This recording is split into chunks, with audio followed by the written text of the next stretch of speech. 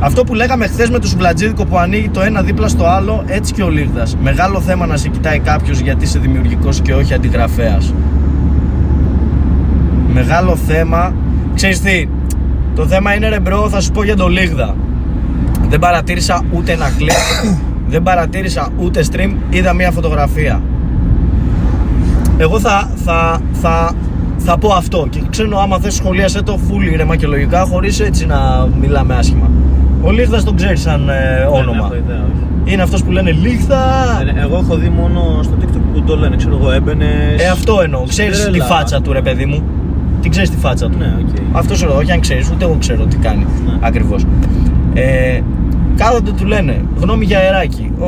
Γνώμη για αεράκι λέει. Ο αεράκης ρε φίλε είναι ένας αλήτης, δεν μου αρέσει, είναι επικίνδυνος, είναι ακραίος, κάνει μαλακίες, κάνει καφρίλες, κάνει λιθιότητες κτλ. Και ρε αδερφέ, ήταν σε ένα stream που ήταν copy-paste, δηλαδή έκανα εγώ ένα stream με τη Φρίκα, ήρθε στο live μου η Φρίκα, έφερα εγώ τα sex toys μου να μου βάλει χειροπέδες, να μου κάνουν έτσι τα λοιπά και είδα ρε φίλε ένα stream copy-paste με το δικό μου. Και σκέφτομαι εγώ, γίνεται ρε φίλε να με κράζεις και να λες ότι είμαι αυτά και μετά να κάνεις ακριβώς ό,τι έκανα εγώ. Μπορεί να μην κοίταξες το stream μου ρε φίλε, αλλά τα ίδια άτομα, το ίδιο content με το stream μου, δεν με νοιάζει εμένα, δεν θα μου πάρουν cloud ή κοινό ή ξέρεις, δεν βλέπουν τα άτομα που βλέπουν Λίγδα και εμένα. Αλλά γίνεται ρε μπρο να λες ότι είναι αυτός τραγικός και κάφρος και μαλάκας και να κάνεις ακριβώς ό,τι κάνω εγώ στο stream σου. Με τη σειρά ξέρω εγώ. Μαλακία. Δεν ξέρω ρε φίλε, δεν είναι λίγο ρε φίλε. Κάνε αυτό που κάνεις και άμα ο άλλος σου φαίνονται αντιαισθητικά τα πράγματα που κάνει, μην τα προσπαθείς καν ρε φίλε.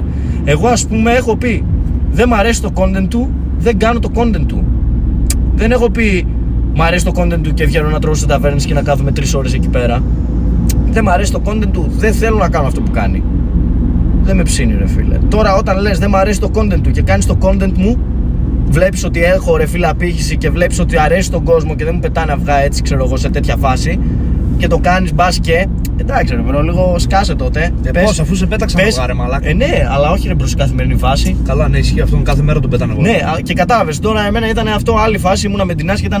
Τέλος πάντων, το θέμα είναι ρε αδερφέ, μην βγαίνεις ρε αδερφέ να κράζεις τον άλλον και μετά κάνεις αυτά που κάνει. Βγες και πες respect ρε bro, δεν μ' αρέσει σαν άνθρωπος, αλλά το content σου είναι ωραίο. Μην βγαίνεις να πεις είσαι καραγκιόζης και μετά κάνεις καραγκιόζιες και εσύ ρε bro. Τώρα τι να σας πω γνώμη για αυτό το stream. Stream μου ήτανε, ξέρω εγώ, γνώμη για το stream μου, εμένα μ' αρέσει το content μου.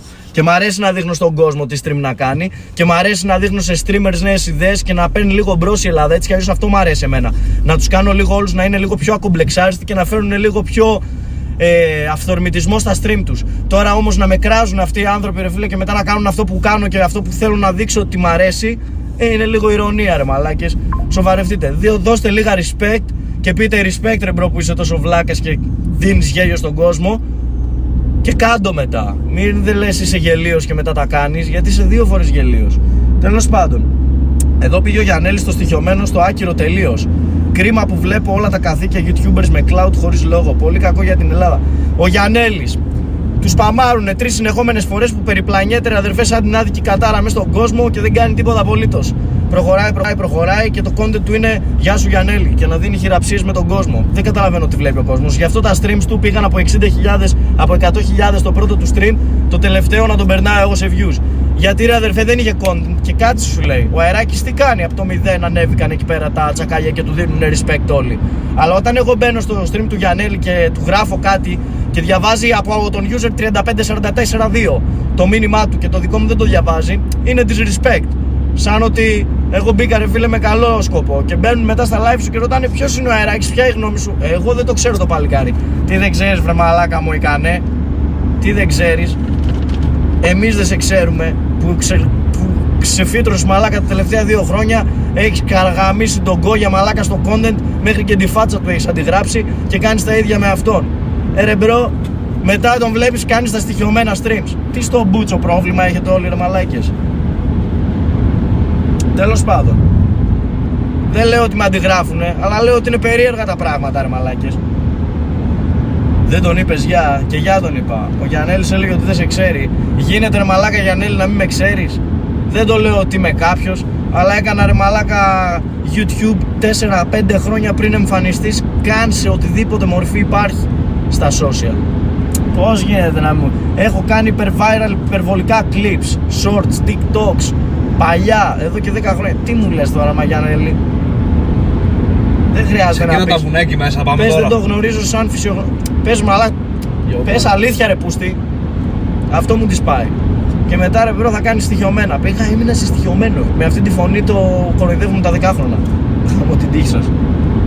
Εντάξει, μην βγάζεις μίσος. Όχι, και κάνει βιντεάκι στο YouTube. Κάντο stream ρε αδερφέ, να δω ότι πήγες εκεί σαν καβλιάρης και κοιμήθηκες εκεί πέρα μέσα.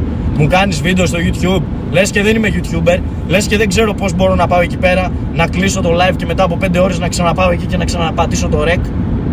Κοροϊδεύεις τον κόσμο, γιατί τον κοροϊδεύεις τον κόσμο παίζοντας το έξυπνος? Κάνε stream.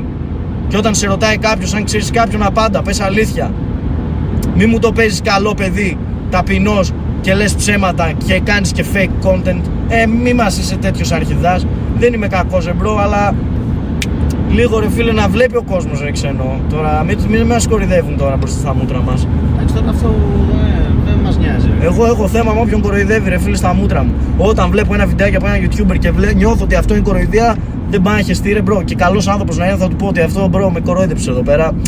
Κάθισα και σπατάλησα 20 λεπτά για να δω μια μαλακή αυτή τη στιγμή που το κάνει οποιοδήποτε, ξέρω εγώ. Ρε φίλε, εντάξει, όλοι τα εύκολα λεφτά θέλουν ρετζό. Άραξε λίγο, δεν θέλουν όλοι την ταλαιπώρια και το true. Καλά, ισχύει και αυτό. Άλλος άμα μπορεί να βγάλει λεφτά με 20 λεπτά βίντεο, Εντάξει, οκ.